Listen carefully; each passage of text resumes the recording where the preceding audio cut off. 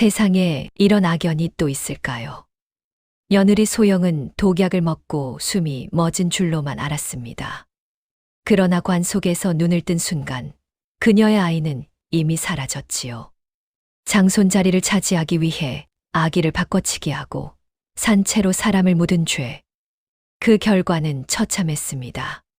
산속에 버려졌던 아이는 원수 윤 씨의 핏줄이었습니다. 결국 윤 씨의 입에서 절규가 터져 나옵니다. 내가 내 친자식을 버렸단 말이냐. 피로 저지른 죄는 피로 돌아오고 말았습니다. 15년 만에 드러난 추악한 진실과 피로 갚는 업보, 지금 시작합니다. 청운아 씨 야담에 오신 걸 환영합니다. 구독, 좋아요 한번 눌러주시면 큰 힘이 됩니다. 그럼 오늘도 재밌는 야담 함께 들어볼까요? 조선시대 한양의 명문가 이씨 대감댁에서는 두 며느리가 나란히 해산을 앞두고 있었습니다. 장남댁 소영은 총명하고 자애로운 성품으로 시댁 식구들의 사랑을 한 몸에 받던 여인이었지요. 하지만 남편 이창휘는 석 달 전 조정의 급한 명을 받아 함경도 육진 땅으로 떠난 상태였습니다. 집안에는 병든 시아버님과 눈이 어두운 시어머니만 계셨습니다. 소영은 해산이 가까워지는데도 남편이 없어 마음이 무거웠지만 차남댁 윤씨 부인이 사흘 뒤 해산 예정이라 서로 의지하며 지내고 있었습니다. 그해 섣달 20살 밤 소영이 먼저 진통을 시작했습니다.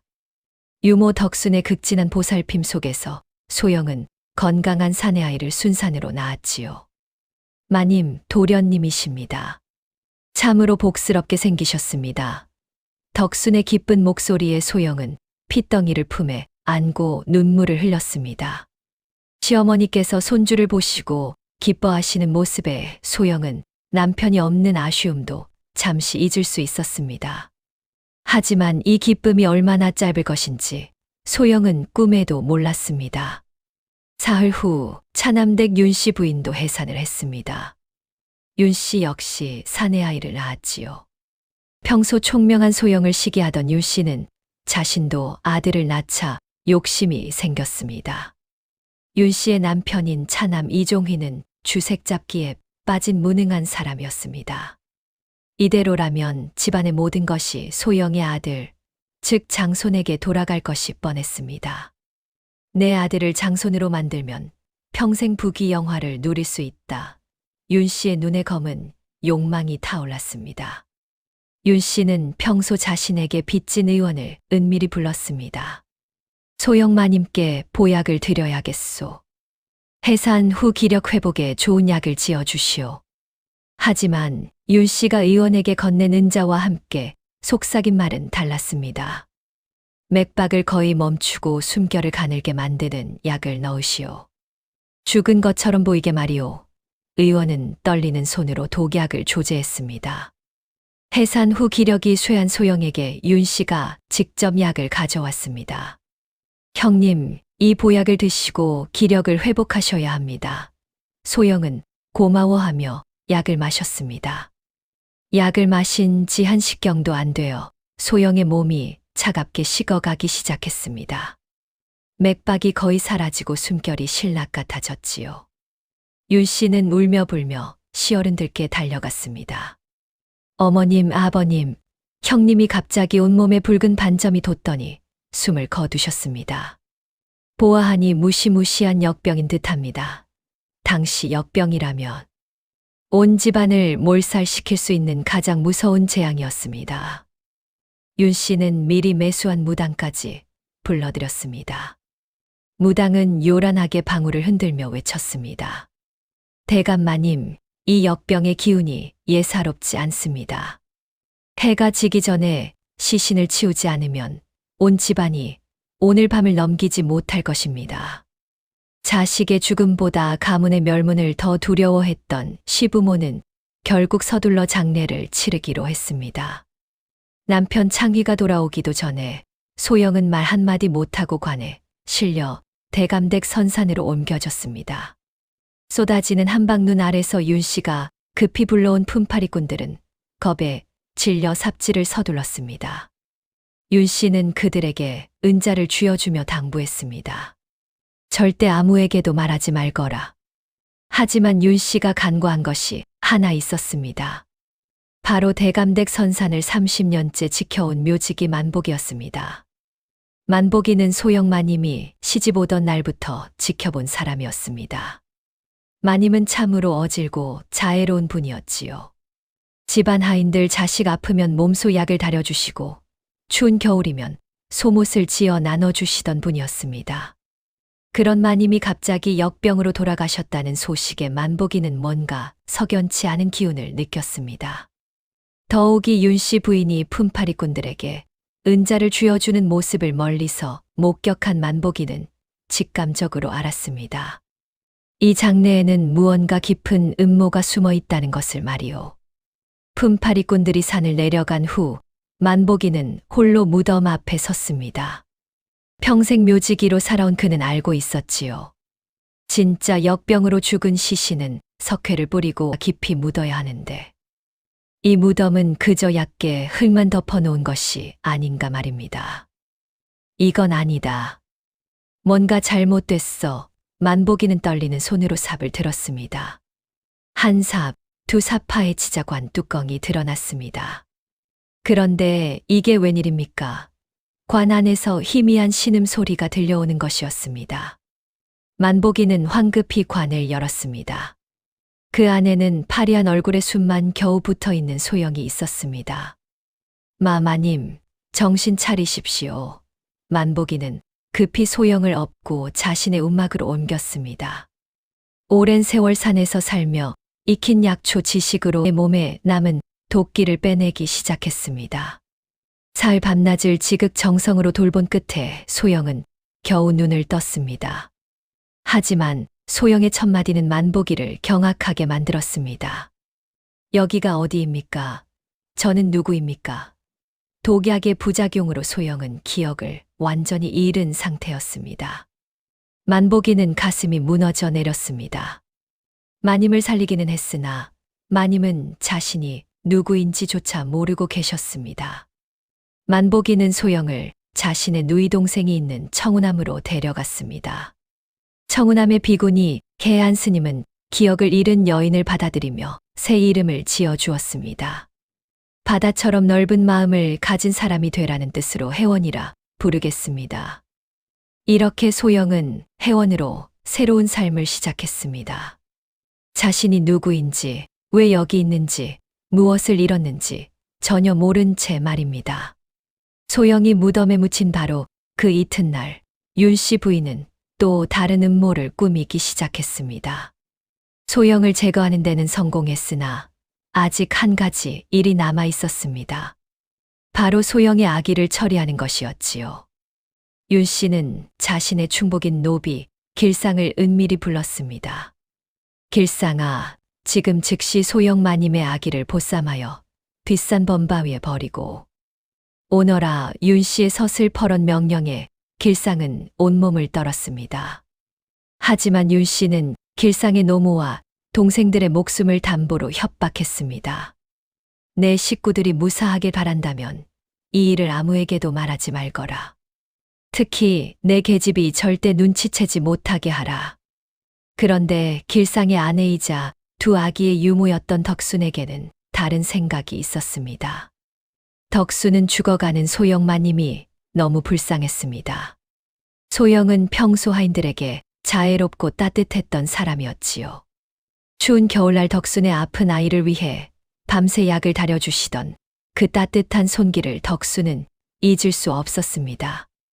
덕순은 남편 길상이 윤 씨에게 불려갔다. 돌아온 후 초췌한 얼굴을 하고 있는 것을 보고 직감했습니다. 서방님, 무슨 일이십니까? 길상은 떨리는 목소리로 윤 씨의 명령을 털어놓았습니다. 덕수는 그 말을 듣고 가슴이 찢어지는 듯 했습니다. 덕수는 남편의 손을 꽉 잡으며 속삭였습니다. 서방님, 우리가 두 아기를 바꿔치기 합시다. 길상은 깜짝 놀라 아내를 바라보았습니다. 덕수는 이미 계획을 세워두고 있었습니다. 소영이 먼저 해산하고 윤 씨가 사흘 뒤 해산했기에 밤중에 젖을 먹이러 오가는 혼란 속에서 아기들을 바꿀 수 있었던 것입니다. 덕수는 두 아기의 베네 저고리를 미리 확인해 두었습니다. 소영마님 아기의 저고리에는 작은 매듭을 하나 더 달아 표시를 해 두었지요. 또한 두 아기의 신체 특징도 세심히 기억했습니다. 소영마님의 아기는 왼쪽 발바닥에 붉은 점이 있었고, 윤씨 부인의 아기는 오른쪽 발등에 검은 점이 있었습니다. 그날 밤 덕수는 조심스럽게 두 아기를 바꿨습니다.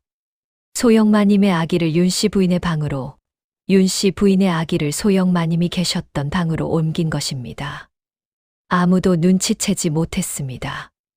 갓난아기들은 모두 비슷비슷하게 생겼고 밤중에 젖을 먹이는 혼란 속에서 누구도 의심하지 않았지요.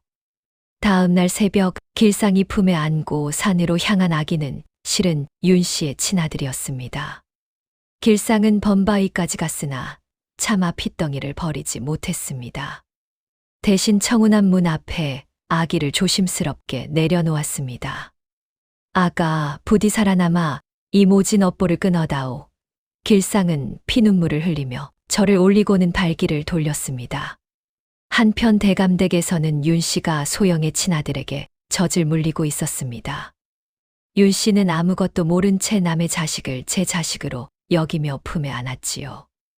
이튿날 아침 윤 씨는 시부모님께 나아가 눈물을 흘리며 고했습니다. 어머님, 아버님, 형님은 역병으로 돌아가셨지만 형님의 아드님은 다행히 건강하게 살아계십니다. 시부모는 그나마 손주가 살았다는 소식에 안도했습니다. 윤 씨는 이어서 말했습니다. 하오나 소첩의 아기는 안타깝게도 사산이었습니다. 윤 씨는 진짜 눈물을 흘렸습니다. 형님의 친아들을 버렸다는 죄책감이 가슴을 찔렀지만 이미 저지른 일이었습니다. 시어머니는 윤 씨의 손을 잡으며 위로했습니다. 그래도 장손주가 살았으니 다행이구나. 윤 씨야, 내가 수고가 많다. 형님의 아기를 잘 보살펴다오. 윤 씨는 고개를 숙이며 대답했습니다. 예, 어머님. 제 목숨을 걸고 형님 아드님을 지키겠습니다. 이렇게 소영의 친아들은 석훈이라는 이름을 받고 대감댁의 장손으로 자리 잡았습니다. 아무도 진실을 몰랐습니다. 윤 씨조차도 자신이 남의 자식을 키우고 있다는 사실은 꿈에도 생각하지 못했지요. 한편 청운함에서는 아기 울음소리가 산사를 깨웠습니다. 해안 스님이 급히 문을 열자 눈 속에 파묻힌 채 울고 있는 핏덩이가 있었습니다. 이 추운 날씨에 어찌 이런 일이. 스님들은 황급히 아기를 안으로 들여 보살폈습니다. 며칠간 스님들의 극진한 보살핌으로 아기는 건강을 회복했습니다. 해안 스님은 만보기가 데려온 기억이 잃은 여인 혜원에게 아기를 보여주었습니다. 보살님, 혹시 이 아이를 보고 싶으실까 하여 모셨습니다. 혜원은 아기를 보는 순간 가슴 깊은 곳에서 무언가가 끓어오르는 듯한 느낌을 받았습니다. 기억은 없었지만 본능적으로 이 아기와 인연이 있다고 느꼈던 것입니다. 혜원은 아기를 품에 안았습니다. 아기가 눈을 뜨고 혜원을 바라보는 순간 혜원의 눈에서 뜨거운 눈물이 흘러내렸습니다. 이 아이는 하늘이 저에게 보내신 인연인가 봅니다. 해안 스님은 혜원의 모습을 보며 조용히 합장했습니다. 보살님께서 이 아이를 거두어 키우시는 것이 부처님의 뜻인 듯합니다.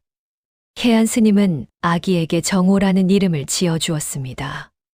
발을 정해 넓을 호를 써서 바르고 넓은 마음을 가진 사람이 되라는 뜻이었지요. 혜원은 자신이 누구인지, 이 아기가 누구인지 전혀 모른 채 그저 하늘이 맺어준 인연으로 받아들였습니다. 세월이 흘러 2년이 지났습니다. 함경도 육진 땅에서 임무를 마친 이창휘가 마침내 한양으로 돌아왔습니다. 집에 도착한 창휘는 아내의 무덤을 보고 그 자리에 주저앉아 통곡했습니다. 부인, 내가 없는 사이 이런 일이. 창휘의 울음소리는 온 집안을 울렸습니다. 윤씨 부인이 2살배기 석훈을 안고 나왔습니다. 시아주버님, 너무 슬퍼하지 마십시오. 형님께서 남기신 아드님은 제가 목숨을 걸고 지켜냈습니다. 창휘는 석훈을 보고 눈물을 흘리며 아이를 안아 올렸습니다. 이 아이가 내 아들이구나. 부인이 남긴 유일한 혈육이로구나.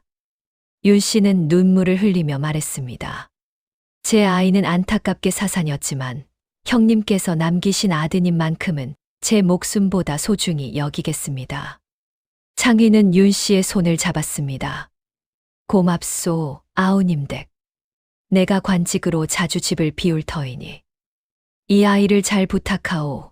이렇게 창휘는 석훈을 자신의 친아들로 믿고 사랑하기 시작했습니다.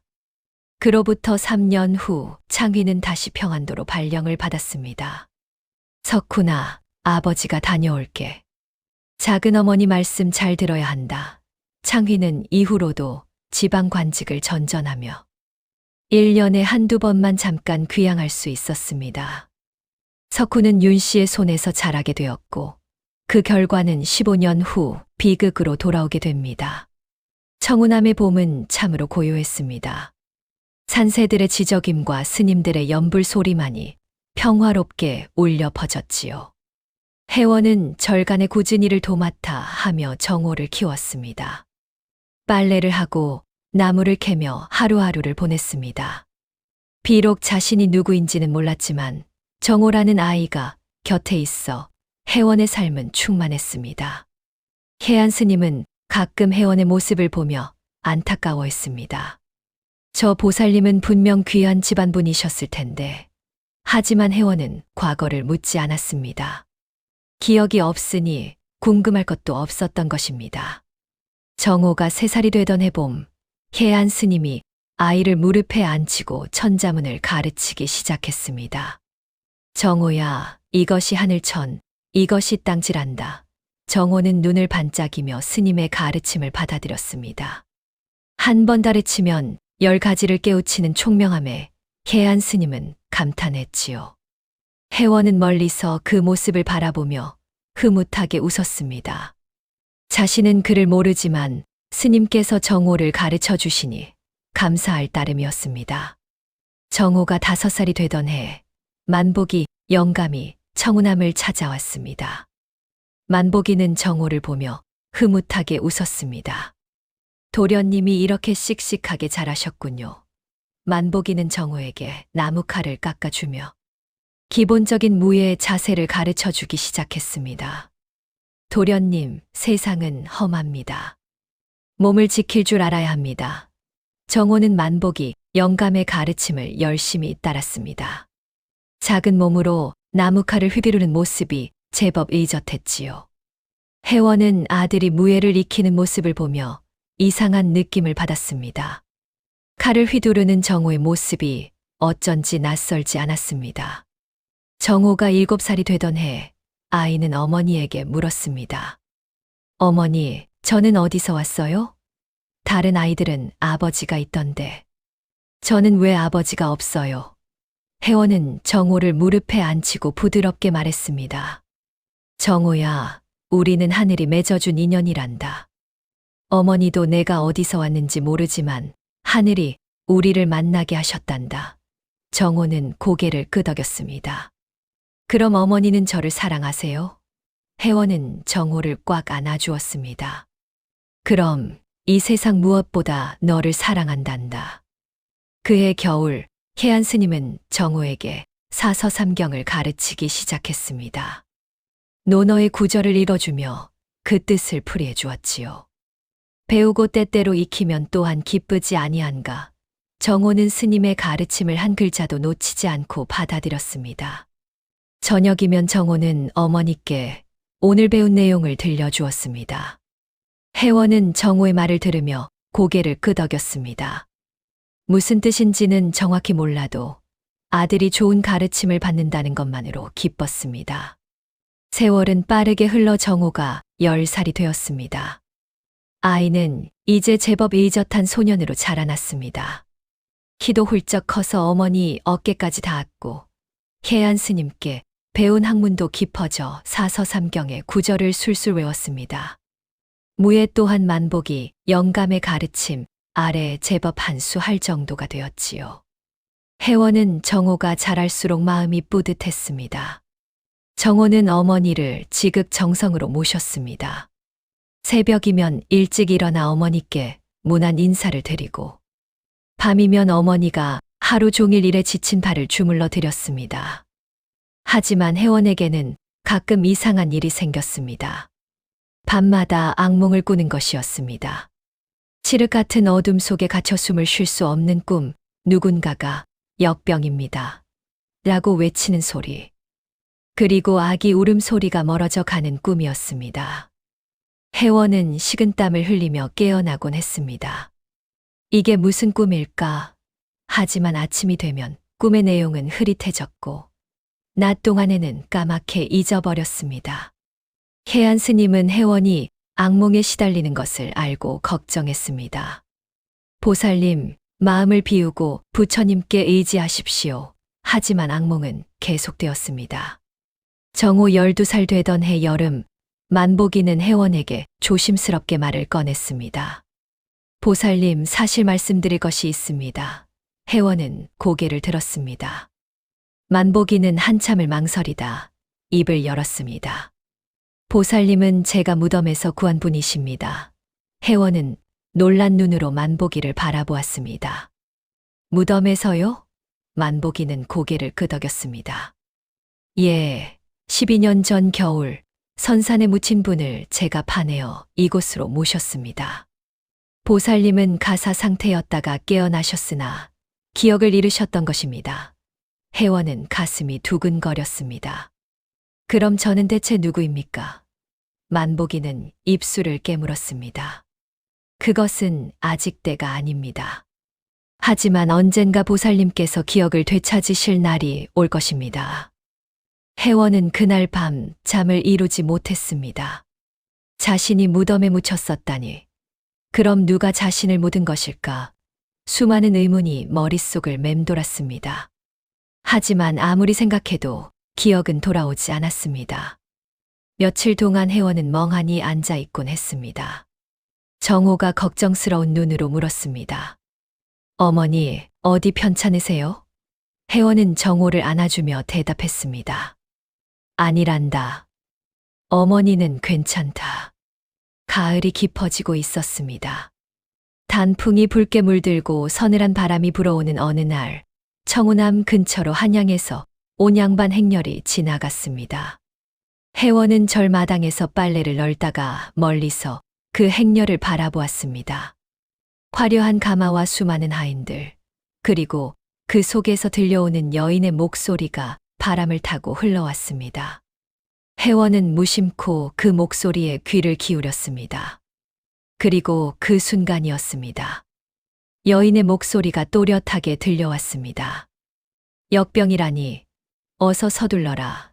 그 순간 혜원의 머릿속에서 무언가가 터져 나왔습니다. 손에 들고 있던 빨랫감이 떨어지고 온몸에 전율이 흘렀습니다. 기억의 문이 열리기 시작한 것입니다. 역병이라니, 어서 서둘러라. 그 목소리를 듣는 순간 혜원의 머릿속에서 무언가가 폭발했습니다. 손에 들고 있던 빨랫감이 떨어지고 온몸이 얼음처럼 굳어버렸습니다. 숨이 턱 막히고 눈앞이 아득해졌지요. 신음소리와 함께 혜원은 그 자리에 쓰러졌습니다. 근처에서 나무를 다듬던 해안 스님이 황급히 달려왔습니다. 보살님, 정신 차리십시오. 하지만 혜원은 이미 의식을 잃은 상태였습니다. 정호가 울부짖으며 어머니 곁으로 달려왔습니다. 어머니, 어머니, 12살 소년의 필사적인 외침이 산사를 울렸지만 혜원은 눈을 뜨지 못했습니다. 해안 스님과 다른 스님들이 혜원을 방으로 옮겼습니다. 만복이 영감도 급히 달려왔지요. 마님, 이게 어인 일입니까? 만복이는 혜원의 손을 잡고 애타게 불렀으나 혜원은 꿈쩍도 하지 않았습니다. 다만 식은땀을 흘리며 신음할 뿐이었습니다. 사흘 밤낮 동안 혜원은 악몽 속을 헤맸습니다. 꿈속에서 기억이 홍수처럼 밀려왔습니다. 첫 번째 기억은 해산의 고통이었습니다. 아기가 나오려 합니다. 산파의 목소리가 들렸습니다. 땀을 흘리며 아기를 낳는 자신의 모습이 보였습니다. 마님 도련님이십니다. 핏덩이를 품에 안았을 때의 벅찬 기쁨이 생생했습니다. 내 아기, 내 소중한 아기. 두 번째 기억은 윤 씨의 얼굴이었습니다. 차갑고 음흉한 눈빛으로 다가오는 윤 씨 부인이 보였습니다. 형님, 이 보약을 드시고 기력을 회복하셔야 합니다. 윤 씨가 건넨 약을 받아 마셨습니다. 그리고 곧 온몸이 차갑게 식어가는 느낌, 맥박이 멈추는 듯한 공포가 엄습했습니다. 윤 씨, 내가 독약을. 하지만 말을 할 수 없었습니다. 몸이 마비되어 움직일 수도 없었지요. 세 번째 기억은 절규하는 소리들이었습니다. 역병입니다. 어머님, 형님이 역병으로 돌아가셨습니다. 윤 씨의 거짓 울음소리가 들렸습니다. 당장 시신을 치우지 않으면 온 집안이 죽습니다. 무당의 협박하는 목소리도 들렸습니다.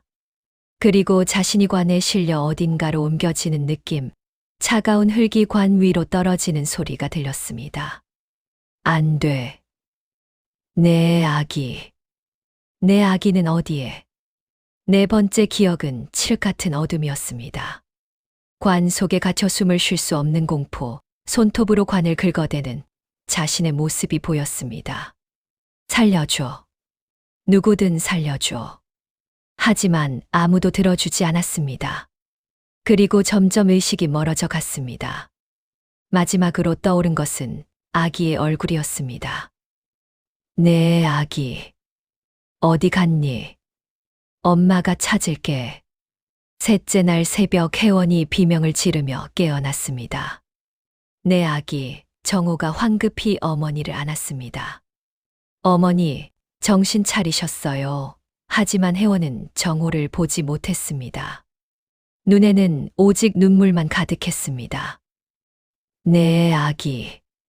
내 아기를 찾아야 해. 해안 스님이 혜원의 손을 잡았습니다.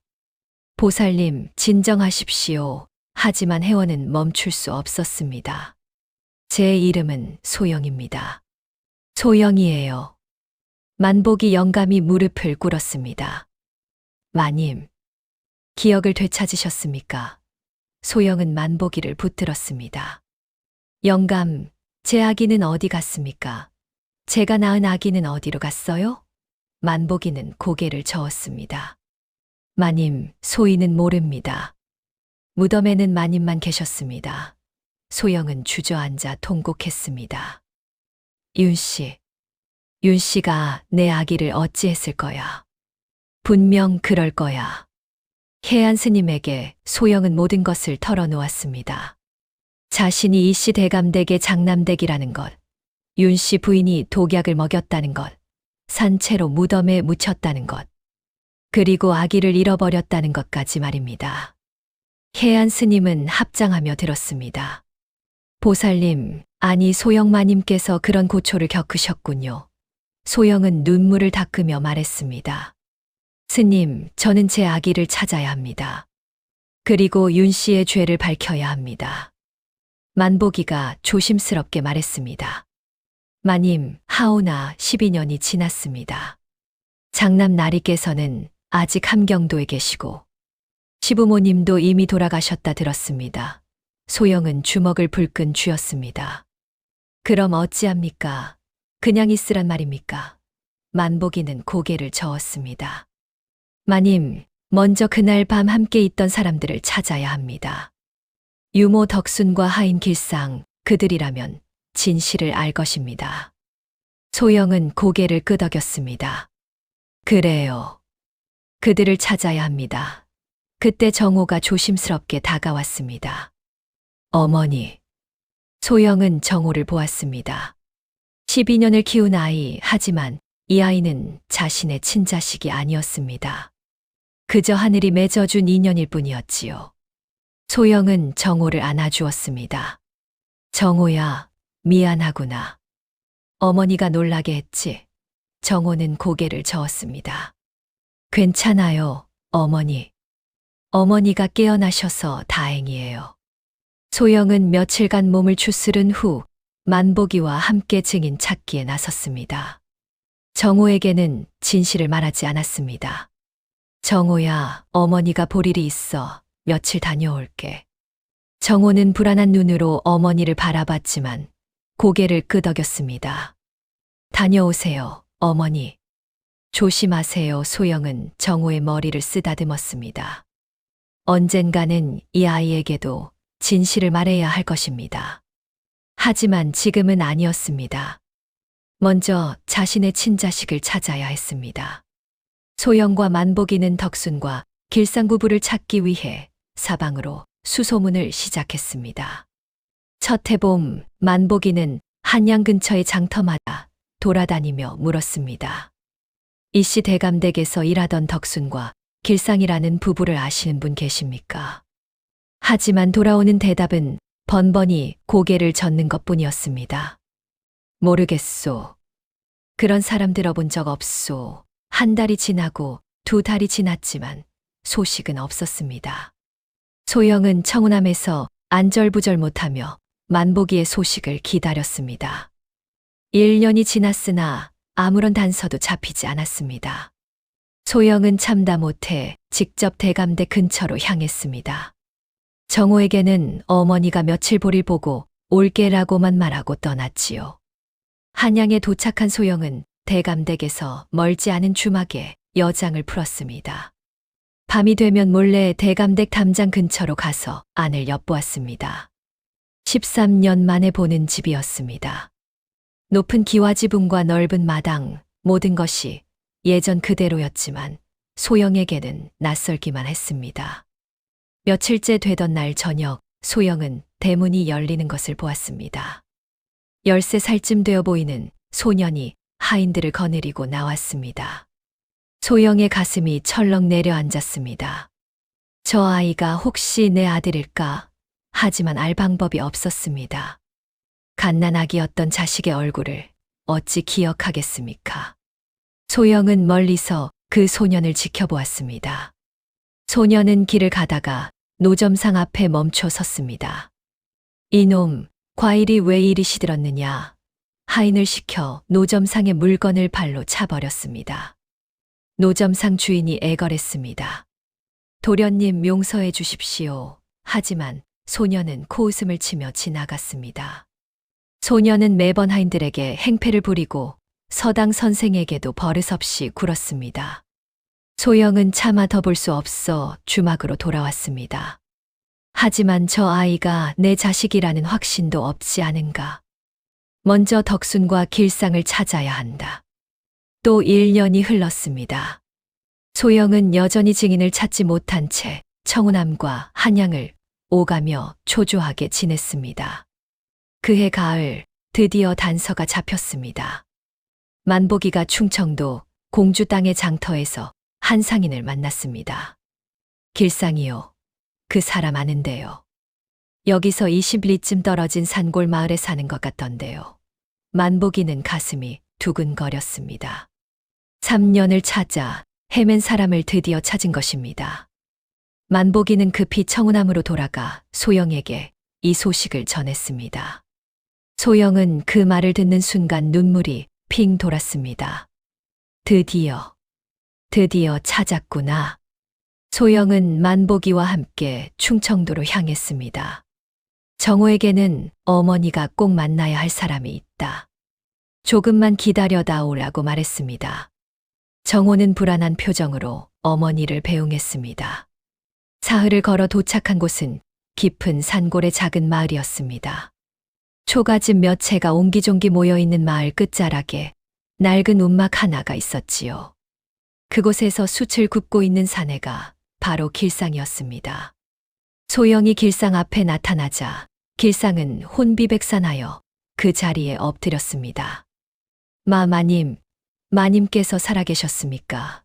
길상의 몸은 낙엽처럼 떨리고 있었습니다. 움막 안에서 머리 센 여인이 나왔습니다. 바로 덕순이었습니다. 덕순은 소영을 보자마자 오열하며 무릎을 꿇었지요. 마님, 저희를 용서하소서. 소영은 차가운 목소리로 말했습니다. 일어나거라. 내가 너희를 죽이러 온 것이 아니다. 다만 진실을 듣고자 왔을 뿐이다. 덕순 부부는 떨리는 목소리로 15년 전 그날 밤의 일을 털어놓기 시작했습니다. 윤씨 부인이 마님의 아기를 죽이라 명했습니다. 길상이 고백했습니다. 하지만 저희 부부는 차마 그럴 수 없었습니다. 덕순이 눈물을 흘리며 말했습니다. 그래서 두 아기를 바꿨습니다. 마님의 아기는 윤씨 부인 품으로, 윤씨 부인의 아기는 절 앞에 버렸습니다. 소영은 그 말을 듣는 순간 천지가 흔들리는 듯 했습니다. 그럼 대감댁의 석훈이가. 예, 마님. 석훈 도련님이 마님의 친자식이십니다. 소영은 주저앉았습니다. 그리고 청운암 문 앞에 버려진 아기는 길상이 고개를 끄덕였습니다. 윤씨 부인의 친아들이 옵니다. 소영은 하늘이 무너지는 듯 했습니다. 15년간 원수의 자식을 내 자식처럼 키웠다니. 그리고 진짜 자식은 원수의 품에서 망가지고 있다니 말입니다. 한참을 통곡하던 소영이 고개를 들었습니다. 증거가 있느냐? 덕순이 품 안에서 낡은 천 조각을 꺼냈습니다. 마님 아기의 베네쩌고리에는 매듭을 하나 더 달아두었습니다. 그리고 소영 마님의 아기는 왼쪽 발바닥에 붉은 점이 있었고, 윤씨 부인의 아기는 오른쪽 발등에 검은 점이 있었습니다. 소영은 증거를 움켜쥐었습니다. 너희는 이곳에서 계속 숨어 살 거라. 때가 되면 내가 부를 것이다. 그때 너희는 한양으로 올라와 이 모든 진실을 증언해야 한다. 덕순 부부는 소영 앞에 엎드려 맹세했습니다. 마님, 저희 목숨을 걸고 증언하겠습니다. 충청도에서 돌아온 소영은 정호에게 여전히 진실을 말하지 않았습니다. 정호야, 어머니가 해야 할 일이 있다. 조금만 더 기다려다오. 정호는 어머니의 고뇌를 눈치챘지만 묻지 않았습니다. 다만 더욱 열심히 공부하고 무예를 익혔습니다. 소영은 정호를 보며 다짐했습니다. 이 아이를 훌륭하게 키워야 한다. 그래야 윤 씨에게 보여줄 수 있다. 내 친아들이 이렇게 훌륭하다고. 세월은 빠르게 흘러 정호가 15살이 되었습니다. 이제 정호는 청운암에서 가장 총명한 젊은이로 자랐습니다. 해안 스님께 배운 사서 삼경을 모두 외웠고, 만복이 영감께 배운 무예 또한 웬만한 어른을 당할 정도였습니다. 키도 훌쩍 커서 어머니보다 한 뼘은 더 컸지요. 정호는 단정한 얼굴에 맑은 눈빛을 가진 청년이었습니다. 성품 또한 겸손하고 효심이 깊었습니다. 새벽이면 어머니께 문안을 드리고 밤이면 어머니가 하루 종일 일해 지친 몸을 쉴 수 있도록 발을 주물러 드렸습니다. 소영은 정호를 보며 복잡한 심정이었습니다. 이 아이는 원수 윤 씨의 친자식이었습니다. 하지만 15년을 키우며 정이 들지 않을 수 없었습니다. 정호의 웃는 얼굴을 보면 가슴이 따뜻해졌고 아픈 모습을 보면 가슴이 아팠습니다. 이 아이는 죄가 없다. 윤 씨의 피를 받았어도 이 아이는 내가 키운 아들이다. 소영은 때때로 한양으로 가서 대감댁을 살폈습니다. 그곳에서 자라는 석훈의 모습을 멀리서나마 보기 위함이었습니다. 15살이 된 석훈은 정호와는 전혀 다른 모습이었습니다. 외모는 준수했으나 눈빛이 교만했고 말투는 거칠었습니다. 소영은 담장 너머로 석훈이 하인을 대하는 모습을 보았습니다. 이놈, 내가 언제 이런 옷을 입으라 했느냐. 당장 다시 가져오지 못할까. 석훈이 하인의 뺨을 때리는 소리가 담밖까지 들렸습니다. 소영은 주먹을 불끈 쥐었습니다. 윤 씨가 내 아들을 저렇게 망쳐놓았구나. 며칠을 지켜본 결과 석훈은 서당 공부도 게을리하고 친구들과 어울려 놀기만 했습니다. 윤 씨 부인은 석훈의 잘못을 꾸짖기는커녕 오히려 감싸주기만 했지요. 석훈아, 내가 장손이니 당연히 위엄이 있어야 한다. 윤 씨의 과잉보호 속에서 석훈은 점점 더 버릇없는 아이로 자라고 있었습니다. 소영은 그 모습을 보며 눈물을 흘렸습니다. 내가 키웠다면 저렇게 되지 않았을 텐데. 그해 봄, 소영은 만복이로부터 중요한 소식을 들었습니다. 마님, 장남 나리께서 올해 안으로 한양에 완전히 돌아오신다고 합니다. 소영의 가슴이 두근거렸습니다. 정말입니까? 만복이가 고개를 끄덕였습니다. 예, 15년간의 지방 관직 순환이 끝나고 한양으로 돌아오신다 합니다. 소영은 눈물을 흘렸습니다. 드디어 서방님을 만날 수 있겠구나. 하지만 소영에게는 두려움도 있었습니다. 15년 만에 만나는 남편이 자신을 알아볼까. 그리고 무엇보다 석훈을 자기 아들로 알고 사랑해온 남편에게 진실을 어떻게 말할까. 소영은 계안 스님께 조언을 구했습니다. 스님, 제가 어찌해야 할까요? 계안 스님은 잔잔하게 말했습니다. 보살님, 진실은 언제나 밝혀지는 법입니다. 두려워 마시고 때가 되면 모든 것을 말씀하십시오. 소영은 결심했습니다. 창희가 돌아오면 덕순과 길상을 데려와 모든 진실을 밝히리라. 그리고 석훈을 되찾고 정호에게도 진실을 말하리라. 소영은 정호를 불러 앉혔습니다. 정호야, 어머니가 너에게 해야 할 말이 있다. 정호는 진지한 표정으로 어머니를 바라보았습니다. 소영은 심호흡을 하고 입을 열었습니다. 사실 어머니는 기억을 되찾았다. 정호는 놀란 눈으로 어머니를 보았습니다. 정말입니까? 소영은 고개를 끄덕였습니다. 그래. 어머니는 원래 한양의 이씨 대감댁 장남댁이었단다. 소영은 독살 음모와 무덤에 묻혔던 일, 그리고 기억을 잃었던 이야기를 들려주었습니다. 하지만 아기를 바꿔치기 한 이야기는 아직 하지 않았습니다. 그리고 어머니에게는 잃어버린 친자식이 있단다. 그 아이를 찾아야 한다. 정호는 충격을 받은 표정이었습니다. 그럼 저는... 소영은 정호의 손을 꼭 잡았습니다. 너는 하늘이 어머니에게 준 소중한 인연이다. 15년을 함께 살았으니 너는 어머니의 아들이나 다름없다. 정호는 눈물을 글썽이며 말했습니다. 어머니, 제가 도와드리겠습니다. 어머니의 친자식을 찾는 일을 돕겠습니다. 소영은 정호를 안아주었습니다. 고맙다, 정호야. 여름이 지나고 가을이 왔습니다. 만복이가 급히 청운암으로 달려왔습니다. 마님, 장남 나리께서 다음 달에 한양으로 돌아오신답니다. 소영은 떨리는 손으로 베네쩌 고리를 꺼냈습니다. 15년간 간직해온 증거였습니다. 드디어 때가 왔구나. 소영은 충청도로 사람을 보내 덕순과 길상에게 전가를 보냈습니다. 한 달 후 한양으로 오너라. 증언할 때가 되었다. 그해 10월 이창희가 15년 만에 한양 대감댁으로 완전히 귀환했습니다. 대감댁은 축제 분위기였습니다. 15살 석훈이 아버지를 맞이했습니다. 아버님 돌아오셨습니다. 창희는 석훈을 보며 감격했습니다.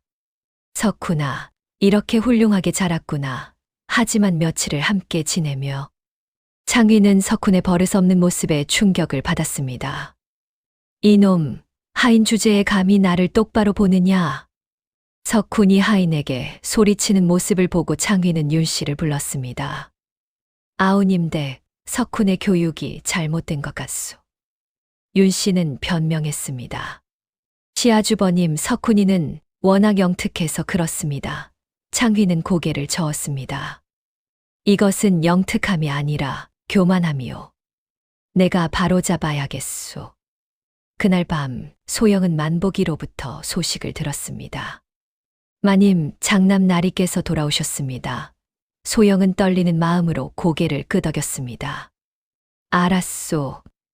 내일 대감댁으로 가겠소. 소영은 떨리는 손으로 베네쩌 고리를 품에 넣었습니다. 만복이와 함께 충청도에서 올라온 덕순, 길상 부부도 함께였습니다. 자, 이제 가자. 소영의 목소리는 차분했지만 가슴속은 폭풍이 몰아치고 있었습니다. 정호는 어머니를 걱정스러운 눈으로 바라보았습니다.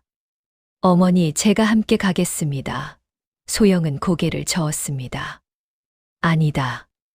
너는 여기서 기다려라. 어머니가 곧 돌아올 것이다. 한양으로 가는 길, 소영의 머릿속은 복잡했습니다. 15년 만에 만나는 남편, 그는 자신을 알아볼까? 그리고 석훈을 친아들로 믿고 사랑해온 그에게 어떻게 진실을 말할까? 하지만 물러설 수는 없었습니다. 내 친자식을 되찾아야 했습니다. 대감댁 대문 앞에 도착했을 때 마침 창희가 밖으로 나오는 참이었습니다. 15년의 세월이 흘렀지만 남편의 모습은 여전했습니다. 다만 머리에 흰 머리카락이 조금 섞였을 뿐이었지요. 소영은 떨리는 목소리로 불렀습니다. 서방님. 창희가 고개를 돌렸습니다. 그리고 소영을 보는 순간 얼어붙었습니다. 부인. 아니, 귀신인가? 창희는 뒷걸음질을 쳤습니다. 소영은 한 걸음 다가갔습니다. 귀신이 아닙니다. 저 소영입니다. 창희는 눈을 크게 뜨고 소영을 바라보았습니다. 하지만 당신은 15년 전에 소영이 말했습니다. 죽지 않았습니다. 살아있습니다. 창희의 다리가 휘청거렸습니다. 하인이 급히 부축했지요. 만보기가 앞으로 나섰습니다. 날이 소인이 증언하겠습니다. 창희는 만보기를 알아보았습니다. 만보기? 자네가 무슨? 만보기는 무릎을 꿇었습니다. 날이, 마님께서는 15년 전 역병으로 돌아가신 것이 아닙니다. 소인이 무덤에서 마님을 파내어 구했습니다. 창희는 충격을 받은 표정이었습니다. 무슨 소리인가? 부인이 무덤에 묻혔다니. 소영이 입을 열었습니다. 서방님, 15년 전 저는 윤씨 부인이 건넨 독약을 마셨습니다. 창희의 얼굴이 하얗게 질렸습니다. 독약. 소영은 고개를 끄덕였습니다. 윤씨가 의원과 짜고 저를 죽이려 했습니다. 역병이 아니라 독약이었습니다. 창희는 믿을 수 없다는 표정으로 고개를 저었습니다. 아니, 그럴 리가. 아우님 댁이 왜? 바로 그때 대문 안쪽에서 윤씨 부인이 나타났습니다. 소란을 듣고 나온 것입니다. 윤씨는 소영을 보는 순간 비명을 질렀습니다. 으악, 귀신이다. 윤씨의 다리가 풀려 주저앉았습니다. 창희가 윤씨를 돌아보았습니다. 아우님 댁, 이게 무슨 일이오? 부인이 귀신이라니, 부인은 살아계시오. 윤씨는 떨리는 손으로 소영을 가리켰습니다. 죽었잖아. 분명 죽었어. 소영이 차갑게 말했습니다. 그래, 내가 죽이려 했지. 하지만 나는 살아남았다. 윤씨는 고개를 마구 저었습니다. 아니야, 헛소리야. 형님은 역병으로 돌아가셨어. 소영이 말했습니다. 서방님, 만복 영감과 덕순, 길상 부부가 모두 증인입니다. 그들이 그날 밤의 모든 진실을 보았습니다. 윤씨가 소리쳤습니다. 증거도 없는 헛소리에 속지 마십시오. 그때 덕순과 길상이 앞으로 나왔습니다. 저희가 증인입니다. 윤씨는 덕순과 길상을 보고 얼굴이 창백해졌습니다. 덕순이 무릎을 꿇고 말했습니다. 날이 15년 전 윤씨 부인께서 소영 마님을 독살하려 하셨습니다. 저희가 모든 것을 보았습니다. 윤씨가 비명을 질렀습니다. 입 닥쳐, 너희들이 뭘 안다고. 창희는 윤씨를 돌아보았습니다. 아우님 댁, 이것이 사실이오. 윤씨는 뒤로 물러서며 고개를 저었습니다. 아니에요. 모두 거짓말이에요. 바로 그때 석훈이 안채에서 나왔습니다. 무슨 소란입니까? 석훈은 소영을 보았습니다. 소영은 석훈을 보는 순간 눈물이 핑 돌았습니다. 내 아들. 내가 낳은 아들. 하지만 석훈은 소영을 모르는 눈으로 바라볼 뿐이었습니다. 이 여인은 누구입니까? 창희가 떨리는 목소리로 말했습니다. 석훈아, 이분은 내 어머니시다. 석훈은 어리둥절한 표정으로 소영을 바라보았습니다. 무슨 말씀이십니까? 제 친어머니께서는 15년 전 역병으로 돌아가셨습니다. 소영은 석훈에게 다가가려 했으나 석훈은 본능적으로 한 걸음 물러섰습니다. 아버님, 이 여인은 대체 누구입니까? 어찌 돌아가신 어머니라 하십니까? 석훈의 목소리는 떨리고 있었습니다. 소영의 가슴이 찢어지는 듯 했습니다. 내 친아들이 나를 알아보지 못하다니. 창희가 떨리는 목소리로 석훈을 진정시켰습니다. 석훈아, 잠시만 기다려라. 아버지가 모든 것을 확인하겠다. 그리고 윤 씨를 똑바로 바라보았습니다. 아우님들, 이 사람들의 말이 사실이오? 정령 부인께 독약을 먹인 것이오? 윤 씨는 떨리는 입술을 깨물며 고개를 돌렸습니다. 한참을 침묵하던 윤 씨의 어깨가 떨리기 시작했습니다. 시아 주버님, 저는 그저. 윤 씨의 목소리가 점점 작아졌습니다. 창희가 한 걸음 다가갔습니다. 아우님 댁 진실을 말하시오. 윤 씨는 그만 주저앉고 말았습니다. 그래요. 사실이에요. 제가 독약을 먹였어요. 윤 씨의 목소리는 떨리고 있었습니다. 창희는 믿을 수 없다는 표정으로 뒷걸음질 쳤고 석훈은 그 자리에 얼어붙었습니다. 모두가 충격에 빠졌습니다. 윤 씨의 고백에 창희는 주저앉았습니다. 아우님 댁, 어찌 그런 짓을. 윤 씨는 미친 듯이 웃었습니다. 그래, 내가 형님을 죽이려 했어. 내 아들을 장손으로 만들기 위해서였지. 석훈은 믿을 수 없다는 표정으로 윤 씨를 바라보았습니다. 작은 어머니, 정말입니까? 윤 씨는 석훈을 돌아보지도 않았습니다. 하지만 실패했어. 형님은 살아 돌아왔고. 소영이 차갑게 말했습니다. 하지만 내가 저지른 죄는 그것만이 아니지. 윤 씨가 소영을 노려보았습니다. 소영은 덕순을 앞으로 불렀습니다. 덕순아, 진실을 말해라. 덕순이 떨리는 목소리로 말했습니다. 그날 밤, 저희 부부가 두 아기를 바꿨습니다. 모두가 숨을 죽였습니다. 무슨 소리냐? 창희가 물었습니다. 덕순이 눈물을 흘리며 고백했습니다. 윤 씨 부인이 소영 마님의 아기를 죽이라 명했습니다. 하지만 저희는 차마 그럴 수 없어서 두 아기를 바꿨습니다. 길상이 이어서 말했습니다. 소영 마님의 아기를 윤 씨 부인 품으로 윤 씨 부인의 친자식을 청운암 앞에 두었습니다. 윤 씨는 그 말을 듣는 순간 얼어붙었습니다. 뭐라고? 바꿨다고? 창희는 머리를 감싸 쥐었습니다. 그럼 석훈이가. 소영이 말했습니다. 석훈이는 제 친자식입니다. 윤 씨가 15년간 키웠지만 제가 배 아파 낳은 아들입니다. 그리고 제가 15년간 키운 정호는 윤 씨의 친자식입니다. 윤 씨가 비명을 질렀습니다. 아니야. 그럼 석훈이가 내 친자식이 아니란 말이야. 그리고 내가 버린 아이가 살아있다고? 소영은 품에서 베넷 저고리를 꺼냈습니다. 이것을 보시오. 매듭이 하나 더 달려 있소. 덕순이 표시해둔 것이오. 그리고 석훈을 돌아보았습니다. 석훈아, 내 발바닥을 보여다오. 석훈은 혼란스러운 얼굴로 버선을 벗었습니다. 왼쪽 발바닥에는 선명한 붉은 점이 있었습니다.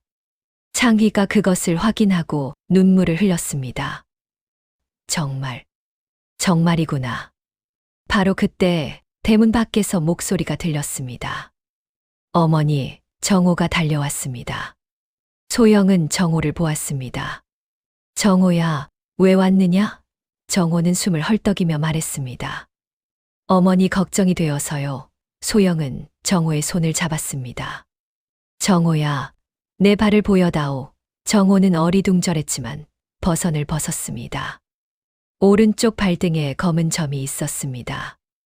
윤 씨가 정호의 발바닥을 보는 순간 비틀거렸습니다. 오른쪽 발등. 검은 점. 그럼 이 아이가 내가 15년 전 버린 내 친자식이 살아있었단 말이냐. 윤 씨는 정호에게 비틀거리며 다가갔습니다. 내 아들, 내 친자식. 정호는 한 걸음 물러섰습니다. 윤 씨는 그 자리에 주저앉아 통곡했습니다. 내가 내 친자식을 버렸구나. 그리고 15년간 남의 자식을 내 자식인 줄 알고. 윤 씨는 미쳐버린 듯 울부짖었습니다. 석훈은 충격에 빠져 말을 잇지 못했습니다. 창희가 석훈을 안았습니다. 석훈아, 진정해라. 이 모든 것이 사실이다. 이분이 내 진짜 어머니시다. 석훈은 아버지 품에서 눈물을 흘렸습니다. 아버지, 저는 대체 누구입니까? 창희가 말했습니다. 너는 우리 아들이다. 그것만은 변함없다. 정호는 윤 씨가 우는 모습을 보며 복잡한 표정을 지었습니다. 15년을 소영 곁에서 자랐지만 저 여인이 자신을 낳은 친어머니라니. 정호는 소영을 돌아보았습니다. 어머니, 저는 어떻게 되는 겁니까? 소영이 정호를 안아주었습니다. 정호야, 너는 여전히 내 아들이다. 그것만은 변하지 않는다. 며칠이 지났습니다. 창희는 윤 씨를 별채에 가두고 관가에 고발할 준비를 했습니다. 하지만 소영이 말렸습니다. 서방님, 윤 씨를 벌하는 것보다 중요한 것이 있습니다. 창희가 물었습니다. 무엇이요? 소영이 대답했습니다. 두 아이의 마음을 치유하는 것입니다. 창희는 고개를 끄덕였습니다. 부인 말씀이 옳소. 소영은 석훈과 정호를 불러 앉혔습니다. 두 청년은 서먹하게 마주 앉았습니다. 소영이 입을 열었습니다. 석훈아, 정호야. 너희는 억울하게도 태어나자마자 바뀐 운명을 살았다. 하지만 그것이 너희 잘못은 아니다. 석훈이 고개를 숙였습니다. 저는 어찌해야 할지 모르겠습니다. 정호도 말했습니다. 저 또한 혼란스럽습니다. 소영이 두 아이의 손을 잡았습니다.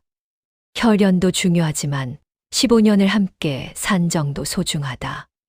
석훈아, 너는 내 친자식이지만 윤 씨 손에서 자랐다. 정호야, 너는 윤 씨 친자식이지만 내 손에서 자랐다. 이제 우리는 새로운 가족이 되어야 한다. 창희가 거들었습니다. 그렇다. 두 아들 모두 내 아들이다. 석훈이 조심스럽게 물었습니다. 정말 저를 받아주시겠습니까? 소영은 석훈을 안아주었습니다. 그럼 내가 내 아들인데. 석훈은 처음으로 진짜 어머니의 품에 안겨 눈물을 흘렸습니다. 한편 윤 씨는 별채에 갇힌 후 하루하루 미쳐갔습니다. 내 아들을 찾아야 해. 밤낮으로 정호의 이름을 부르며 울부짖었습니다. 정호가 윤 씨를 찾아갔을 때 윤 씨는 이미 정신이 온전치 않았습니다.